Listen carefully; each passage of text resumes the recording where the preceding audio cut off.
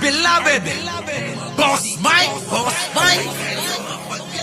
Severa.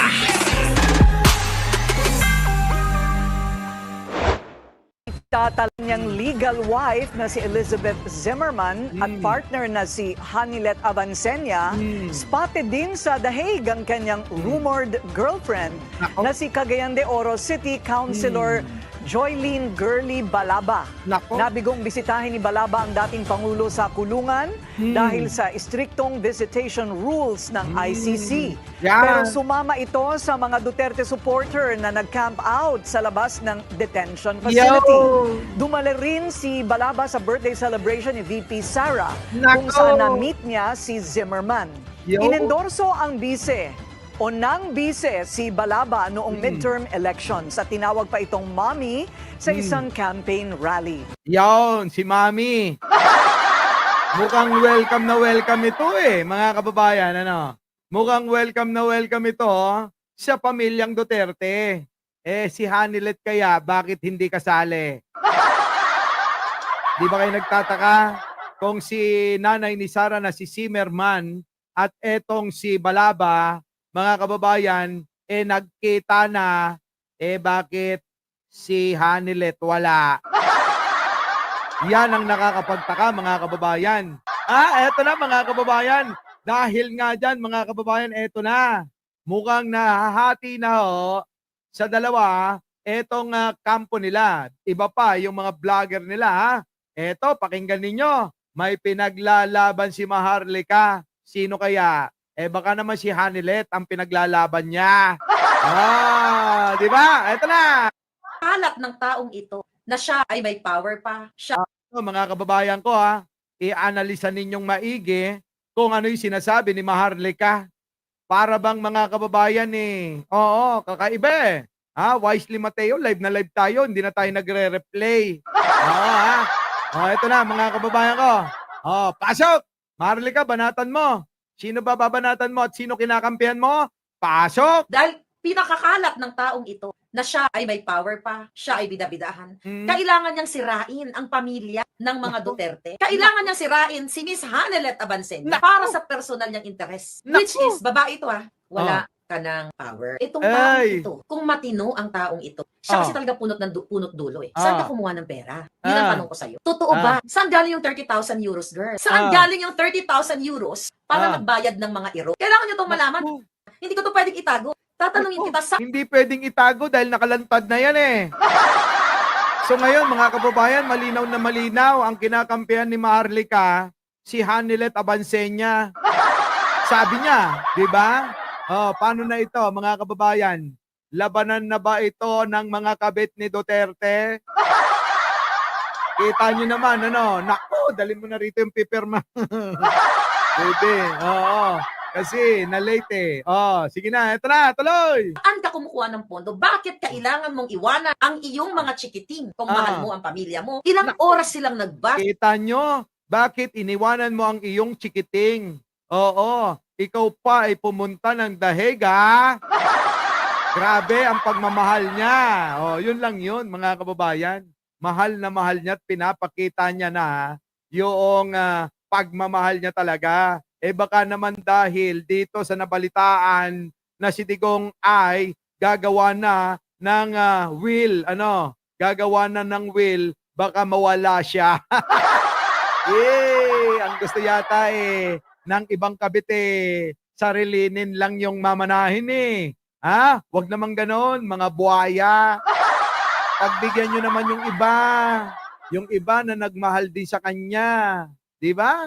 Kasi mga kababayan ko, ito ang nangyayari ngayon. Mga kababayan, talagang bulgaran na. Kung inyong mapapansin ngayon sa The Hague, abay mga kababayan, kanya-kanya na sila.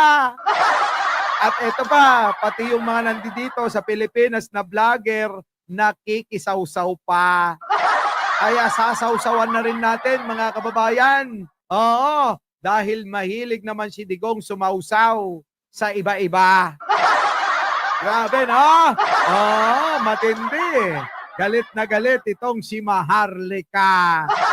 Malamang ito, mga kababayan, ang kinakampihan yung isang kabit ni Matandang Duterte.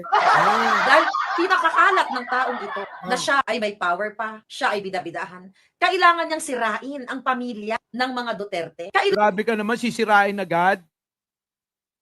Matagal naman sira na. Di po ba mga kababayan ko, kailan pa ba nabuo? Kung hindi na nga iniintindi ni Digong yung unang asawa nanay nila Sara. Mas madalas ang kasama yung si Hanilet, di ba? Tapos bukod pa pala kay Hanilet, meron pang iba. At malamang sa alamang, meron pa susunod sa kanya. Abangan ninyo kasi merong mga kumakalat na chismis, pati yung kanyang nurse daw ay syota niya. Talaga ba? Ewan ko, mas marites kayo sa akin. Baka naman alam ninyo, paki-comment na lang. Eto na, tuloy! Kailangan niya sirain si Miss Hanelet Abansenya para sa personal niyang interes. Kita nyo, kailangan sirain daw si Hanelet Abansenya para sa kanyang pansariling interes. Malamang na sa malamang mga kababayan. Kung pamilya ang pag-uusapan, di ba maraming pamilya si Duterte? Pamilya niya kay Zimmerman, pamilya kay Abansenya, at eto pa mga kababayan, meron pang isa, sinasabi nila na syota raw ni Digong. Ako, grabe mga kababayan ko, matindi to ibang klase. Opo ewan ko ba mga kababayan, ano ba masasabi nyo din Kasi mga kababayan, eto nahati na ho sila. Sigurado nag-aaway-away na sila sa magiging mana. Yung kung sakasakali na matigok si Digong dahil matanda na yon, eto na sila nagpapakita. Baka naman hatian nyo kahit na hindi nakalahati. Di po ba mga kababayan ko? So eto ngayon ang matindi matinding balita ito ngayon dahil sa tulis ni Digong. Ang problema ngayon, pinag-aawayan na yung mga ninakaw ni Duterte. Grabe, no? Mahal nila si Duterte. Totoo ba yan o mahal nyo lang yung pera niya? Kayo mga kababayan, sa tingin nyo, ano ang mahal nila? Si Duterte? Yung katawan niya? Ako naniniwala yung pera, oo. Sigurado. Diba? Sigurado yun mga kababayan. Doon sa iba, wala. Kapag wala kang pera, wala kang silbi sa kanila. Ko, mga kababayan, alam nyo naman yan, diba? Hindi lang sa pelikula nakikita yan, pati sa totoong buhay. Halimbawa na lang, eto, nangyayari kay Digong. Diyos ko po, mga kababayan ko, ewan ko ba, Papa Pauls, kung ano mangyayari dito kay Digong. Akala ko naman pinag-aagawan yung katawan lupa niya. Sa tingin ko, yung pera na maiiwan niya ang pag-aagawan nila. Di po ba mga kababayan ko? Kayamanan ang kanilang mahal, hindi si Digong. Grabe, no? Tuloy! Which is, babae ito wala ka ng power. Itong wala ka ng power kay Digong, dahil ang may karapatan na yata ay si Hanelet na lang. Grabe. Gato lang. ito, kung matino ang taong ito. Bakit sino matino sa kanila? Sino ba naman ang babae, mga kababayan, napapatol sa alam na may asawa, may kabit pa? Walang ganun, mga kababayan. Kung hindi dahil saan? Sa pera. Grabe! Maharlika, bumabanat na. Sino binabanatan? Sino yung babae na yan? Nako, kaagaw ba niya? Kaagaw ba yan? Nung isa? Nako, eto. Sirain si Miss Hanelet Abansenya para sa personal niyang interes. Naku! Which is, babae ito wala ka na. Yun nga, babae nga yun. Sino ba yun? Di ba eto? Oo. Siya ba yan, Marlica? Tulungan? Grabe, di ba? Malayong malayo sa itsura. Kung ganda lang. Partner babae, sorry. Kung ganda lang ang pag-uusapan, mga kababayan, nako, Kitang-kita nyo naman. Ano, paring Eddie? Oh, kitang-kita nyo naman, di ba? Kung ganda lang ang pag-uusapan. Oh, kaya etong si Maharlika, syempre kakampi sa kamukha niya. Ganun lang yan, mga kababayan. Oh, kampi-kampi yung magkakamukha. Tuloy! Kung taong ito, kung matino ang taong ito, siya kasi talaga punot dulo. Kung matino, kamo, sino ba matino sa kanila? Meron ba? Kung makamatino, kasama ka na. Sinong matino sa inyo? Sama mo na sarili mo. May matino ba? Ha? May matino ba, mga kababayan? Nako! Diba? Wala na.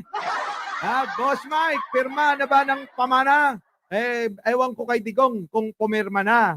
Ang problema, yung isa, hindi makapasok sa selda.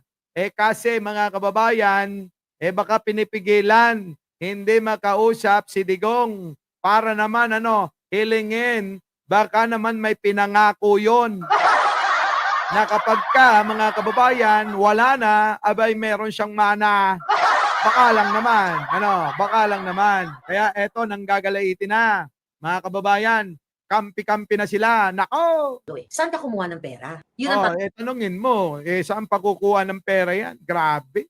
Grabe naman. Ano ba yan? Maglulupa? Magbubukid? Walang pera? Gusto po?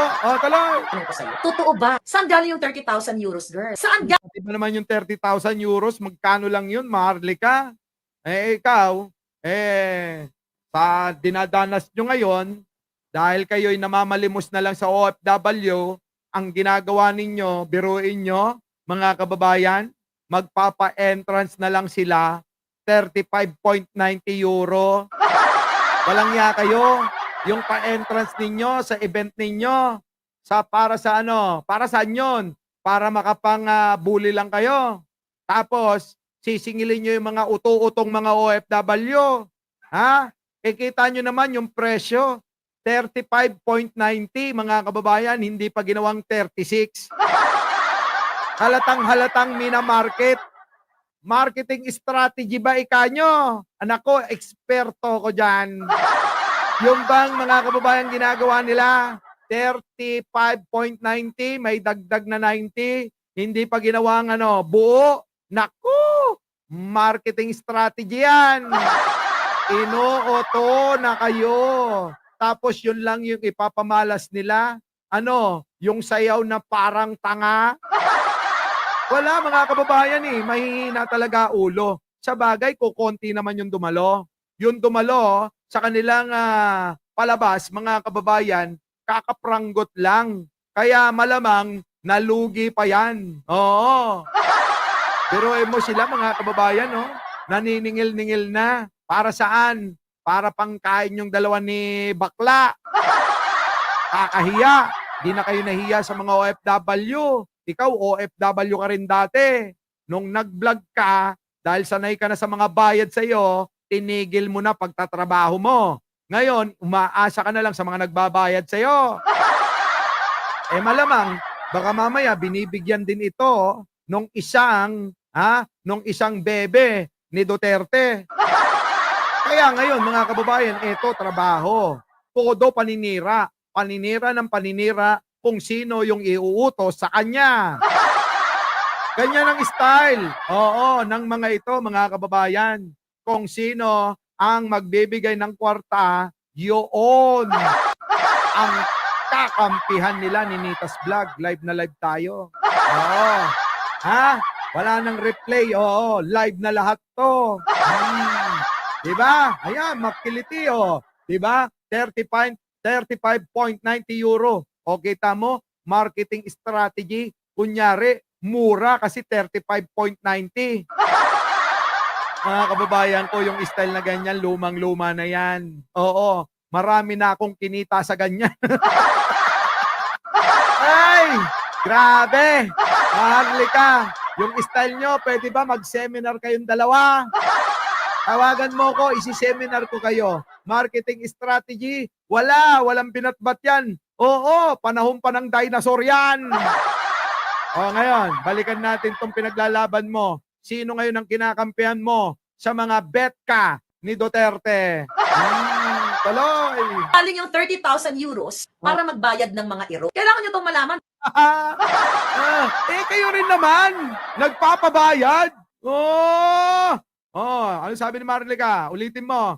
Sinungaling. Euros para magbayad 30,000 euros, girl. Saan 30,000 euros daw. Yun ang tanong ko sa'yo. Totoo ba? Saan galing yung 30,000 euros, girl? Saan galing yung 30,000 euros para magbayad ng mga iro? Kailangan nyo itong malaman. Ng mga iro daw, yung mga vlogger doon sa Dahig. Yung po bang mga kasama nila doon, abay nag-away-away na sila. Nahati na sa dalawa. Baka yung kampo pa nung isa, magiging 3 na.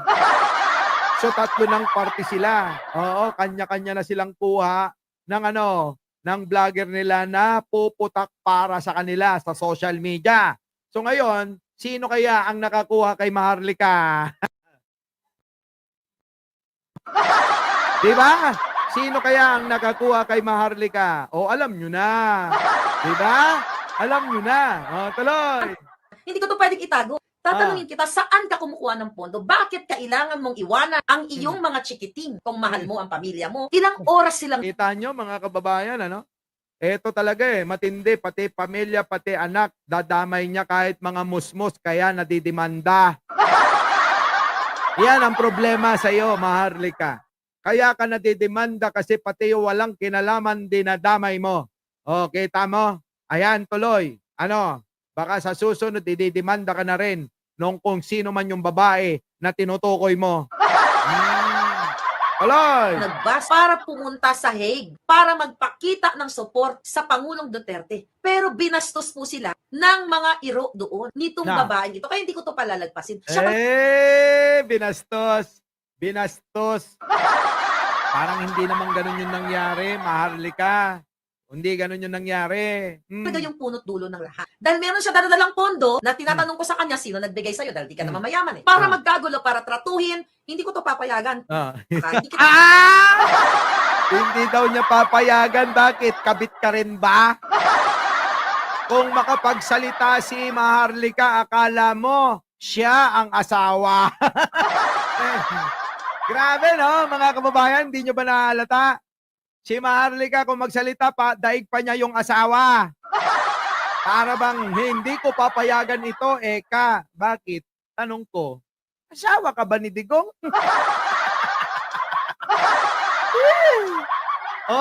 Aso ka nung asawa ni Digong. Di ba mga kababayan? Dalawa lang yan. Asawa ba siya ni Digong o aso siya nung asawa ni Digong? Ganun lang naman yan eh. Di ba ba? Pasok! papayagan. Babuyin Hindi daw papayagan, mga kababayan, pakinggan ninyo. babaeng ito. Kaya hindi ko to palalagpasin. Siya talaga yung punot dulo ng lahat. Dahil meron siya dadalang pondo na tinatanong ko sa kanya sino nagbigay sa'yo dahil di ka naman mayaman eh. Para magkagulo, para tratuhin, hindi ko So, parang sinasabi ni Maharlika na bayaran talaga yung mga vlogger doon sa Dahig. Kita nyo naman yung salita niya. Nagbayad daw itong babae na ito para manira doon. So, anong ibig sabihin? Inaamin na nila na mga bayaran talaga sila. Tama po ba, mga kababayan? Kung paniniwalaan nyo si Maharlika na may binayaran daw ng mga iro-iro doon, mga kababayan, yun na yun. Di ba? Talagang mga bayaran pala kayo dyan. Kaya lang kayo nandiyan dyan sa Dahig kasi kayo'y mga bayaran.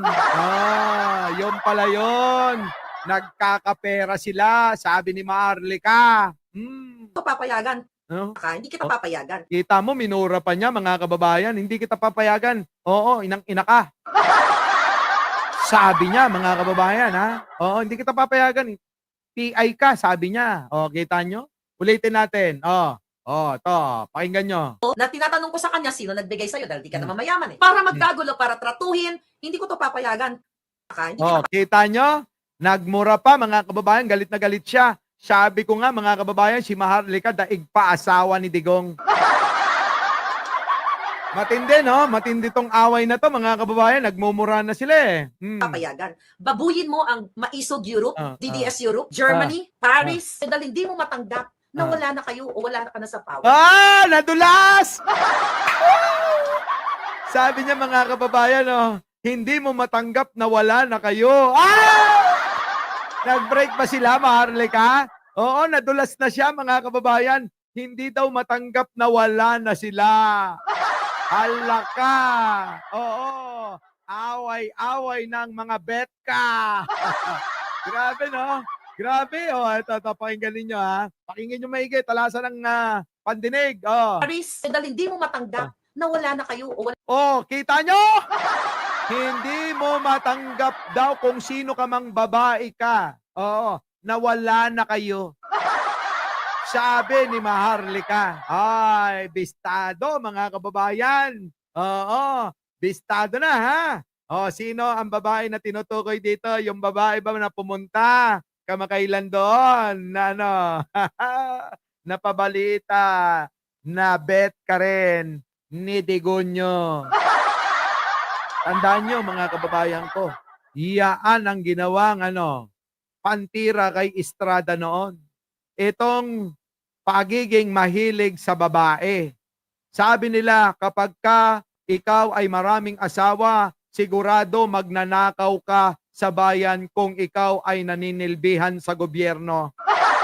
Malamang ho mga kababayan. Ha? Malamang ho mga kababayan. Ganon ang ginawa ni Digong. Nagnakaw ng nagnakaw para matostosan itong mga kapretsyohan ng mga pinagkakakana niya.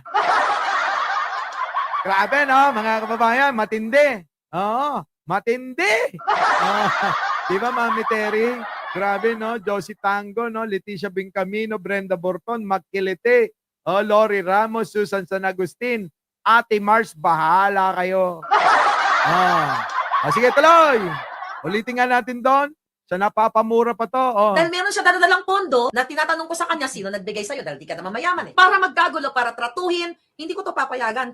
Hindi ka papayagan. Babuyin mo ang Makisog Europe, DDS Europe, Germany, Paris. Dahil hindi mo matanggap na wala na kayo. O wala na sila mga kababayan eh. Oo. Ha? Wala na. Means aso na Bisaya. Sabi ni Rose Arnoco, ang tawag daw sa Iro means aso na Bisaya. Di yun na nga. Yung mga vlogger nila doon na mga Bisaya. Na mga aso. Puro Bisaya naman yung mga nandun eh. Hindi ko naman nilalahat ang mga Bisaya. Ikaklaro ko lang dahil Bisaya rin ako. Ang tatay ko Bisaya rin. Di ba? Bisaya rin ang tatay ko Yun daw yung nando doon sa dahig na mga nakikinabang sa mga binabayad sa kanila. Ang tindi mga kababayan, tapos binibintang kay Mike Cervera. Sabi nila si Mike Cervera bayaran, kinang ina. Di ba? Kahit matulog ako maghapon, ako'y kumikita. Tapos idadagdag pa natin mga kababayan, itong kita natin dito sa ating pagbablog. Di ba? Mga kababayan, etong mga ito, tanungin nyo nga kung anong negosyo. Tanungin nyo nga kung anong trabaho. Di ba ba? Tanungin nyo sila. Wala. Nga. Ang inaasahan nila, yung mga tao na magbabayad sa kanila para manira ng manira. Tulad ng ginawa nila kay Pangulong Bongbong Marcos, kay First Lady, at kay Speaker. Ganon. Yun, mga kababayan, kita nyo, Lydia Buxit, lumalabas na yung mga totoo sa pagsasalita lang nila mismo, naririnig nyo kung ano ang totoo. Sila mismo na, ang alin, mga kababayan, ang nagbubunyag ng kanilang baho. Sabi nga nila, saan mo mahuhuli ang isda? Siyempre, sa kanilang mababahong bunganga. Diba? Yan yun, mga kababayan. Maharlika, pasok! wala ka na sa power. Ngayon, ginulo nyo ang Duterte supporters sa Europe. Hindi po nawala na Ginulo nyo! Ayan na, mga kababayan. Ginulo na daw yung mga Duterte supporters doon sa Europe. Diyos ko po, mga kababayan ko. Kakaiba ito, mga kababayan. Kaya ako natatawa na lang sa kanila. Ito lang naman ang punot dulo niyan, mga kababayan. Alam nyo kung ang punot dulo nito, mga kababayan? Dahil sa pera. Dahil sa pera, kaya sila nagkakaganyan. Kita nyo, akala nyo para sila sa bayan? Hindi totoo yan. Malabo pa sa tinta ng pusit ni Sara yan. Kung dahil lang sa pagmamahal kay Digong at pagmamahal sa bayan, kaya daw sila nandyan. Kalokohan. Yan, mismo sa kanya na nanggaling, sila'y mga bayaran. Antindi, no? Antindi, oo. May Marilyn Dixon. Wala nang ano ngayon, replay. Oo, ha? Grabe, matindi talaga itong away na to, mga kababayan, eh. Oh. Wala ka na sa power. Ngayon, ginulo nyo ang Duterte supporters sa Europe. Hindi po nawalan ang mga Duterte supporters. Hindi na nila masikmura yung pagbidabidahan, paggawa-gawa ng mga protocol. Tapos po, kalsada may protocol. Grabe, matindi to, mga kababayan ko. Ewan ko ba? Bakit sila ganyan? Dahil na lang sa pera, kaya sila, mga kababayan, ngumunguso ng katulad niya. Matindi, no? Kayo po, ano po ang inyong masasabi? Alicia Duran, tawa ka lang ng tawa. Lorenzo Albarico, Leticia Buencamino, Napoleon, Marco Red, Heidi Pantino, ano masasabi nyo rito? Paki-comment naman! Mahaba yan, mga kababayan, ha? Ito pa, next na natin, pasok!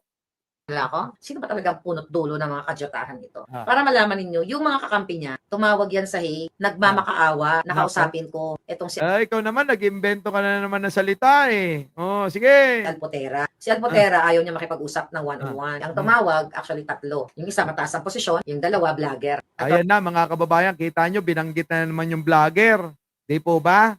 Siyempre, laging, kasama. Bakit? Kung binabayaran nila, Ganon talaga, mga kababayan. Hindi mawawala ang vlogger dahil kailangan nilang magkukuda sa social media. Kaya yung mga binibintang nila, alam nyo na ngayon, mga kababayan, kung sino totoo sa amin, ha? Sila talaga ang tunay na bayaran. Tandaan nyo yan. Tanungin nyo sila kung anong mga trabaho, ulitin ko lang. Wala. Bagkos, manira lang ng manira. Yan ang karir nila. Yung manira ng manira ng mga tao tulad ni Pangulo uli, ni First Lady uli, at ni Speaker. Tingnan nyo. Sino-sino tinatawagan mo? Ala ka. Isa-isay natin yung mga tinawagan mo. Hindi lang. Galit na galit, mga kababayan, Galit na galit si Marlica. Pakampi-kampi ka pa? Sino-sino tinatawagan mo? Isa-isay natin yung mga tinawagan mo. Hindi lang muna sabi ko kasi series to, eh. Ayoko i-boast lahat. Nagpakawala. Kita nyo, kailangan daw series. Aba, doble kita. Kita na sa nag-aabot sa kanya, kita pa sa views niya. Matindi, mga kababayan, Dalawa, pinagkakakitaan, 3 pala. 3. Yung nagbabayad sa kanya. Yung mga OFW na tatanga-tanga na nagbabayad ng entrance fee para sa event nila. At yung kinikita niya sa YouTube channel niya. At sa social media. Kita nyo, mga kababayan? Kaya kailangan, hindi lahat ibuhos. Kailangan abangan nyo. Kasi sayang yung views. Kailan naman natin ginawa yan, mga kababayan, na kailangan meron pang pagka ganitong mga expose, meron pang hagdan-hagdan. Walang ganon. Kung meron kang ibubunyag, buhos mo lahat. Ganon tayo, mga kababayan. Hindi katulad niyan, mga kababayan. Sinungaling, at sinungaling. Hello? Siya ng pera sa dahig. Ang question natin, sino ang nagbigay sa iyo? Dahil kung mahal mo ang Duterte, hindi mo iti-take advantage, girl. Magtututos ka ng pelikula na hindi ka nagpaalam. Ay! Grabe, mga kababayan, siguro yung kabet niya. Si Maharlika, baby, daig pa asawa ni Digong. Grabe, matindi talaga ito, mga kababayan. Oo, yung litid ni Maharlika sasabog na. Kulang na lang atakihin sa puso yan, mga kababayan, at maisugod na sa ospital. Documentary. Hindi ka nag-courtesy sa pamilya. Nauna ko pa kang nalaman eh. Anong pakialam mo? Kung hindi nag-courtesy sa pamilya, kung feeling niya, mga kababayan, jowa din siya. Di po ba mga kababayan? Eh, anong pakialam mo? Bakit? Natsuktsak ka rin ba? Eh kung yun dahil natsuktsak chenis ni matandang fentanyl, eh di, syempre, feeling niya, malakas siya. Diba? May papel kasi may tsuk-tsak chenis kami. Oh, syempre ganun yun. Oh, tapos ikaw, bakit ka galit na galit? Ano ba relasyon mo kay Duterte?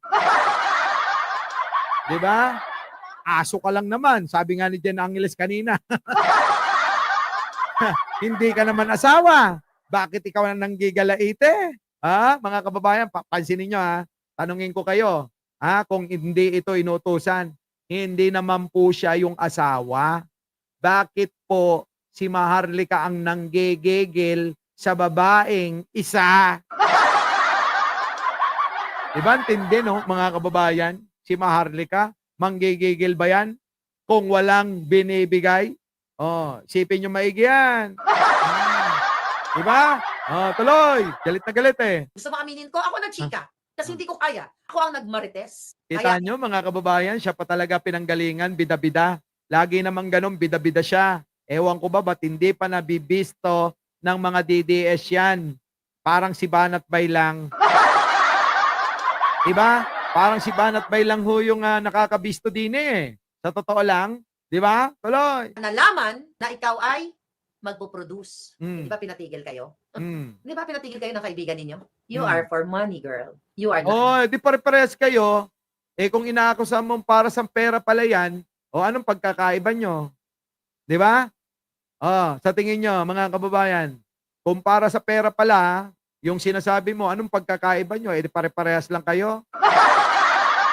Puro pera na lang ang umiikot sa mundo nyo. Ba, subukan nyo namang tumulong sa ibang tao. Subukan nyo namang magpaka-Pilipino. Di ba mga kababayan ko? Matindi, ano? Ibang klase.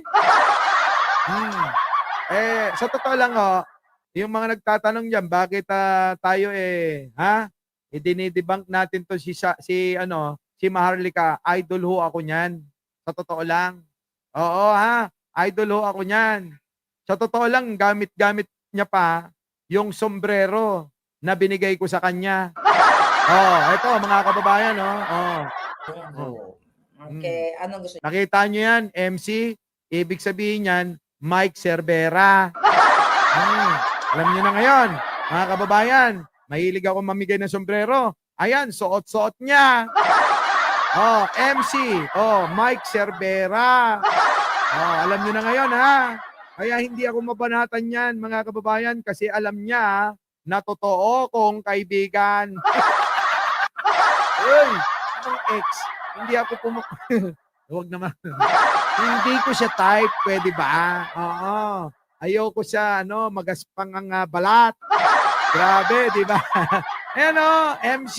Ayan, MC. Suot-suot pa niya hanggang ngayon.